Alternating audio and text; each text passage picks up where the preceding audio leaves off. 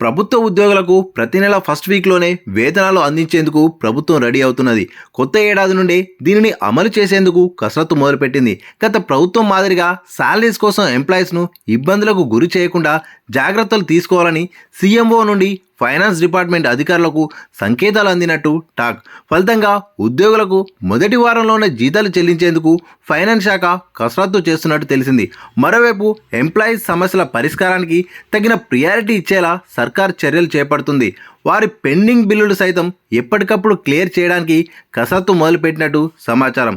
ఇక జనవరి మాసం నుండి ప్రతి నెల మొదటి వారంలోనే వేతనాలతో పాటు రిటైర్డ్ ఎంప్లాయీస్కు పెన్షన్లు చెల్లించేందుకు ప్రభుత్వం ప్రయత్నిస్తున్నందున అందుకు అవసరమైన నిధులను ముందుగానే సమకూర్చుకున్నట్టు తెలిసింది.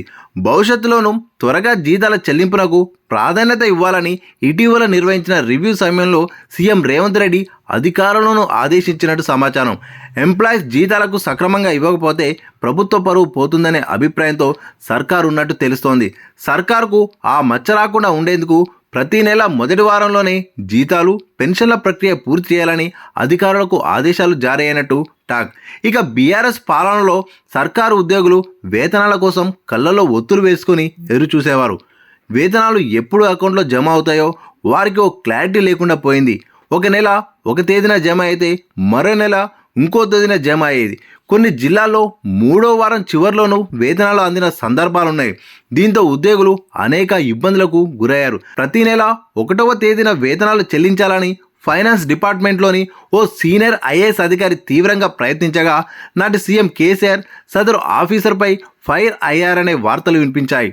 దీంతో బ్యూరోక్రాట్స్ కూడా జీతాల చెల్లింపు విషయంలో నాటి ప్రభుత్వానికి సలహాలు, సూచనలు ఇవ్వడం మానేసినట్టు టాక్ ఉంది. గత ప్రభుత్వంలో employees medical bills, leave encashments, GPF loan చెల్లింపుల విషయంలో నెలల కొద్దీ ఆలస్యం జరిగేది. దీంతో ఉద్యోగులు తీవ్ర అసహనం వ్యక్తం చేసేవారు. తమకు రావాల్సిన బిల్లులను కూడా పెండింగ్లో పెట్టడం ఏంటని ఆవేదన వ్యక్తం చేశారు. ప్రస్తుతం ఎంప్లాయీస్ బిల్స్ చెల్లింపులకు ఎలాంటి సమస్యలు రాకుండా జాగ్రత్తలు తీసుకున్నట్టు ఓ సీనియర్ మంత్రి వివరించారు.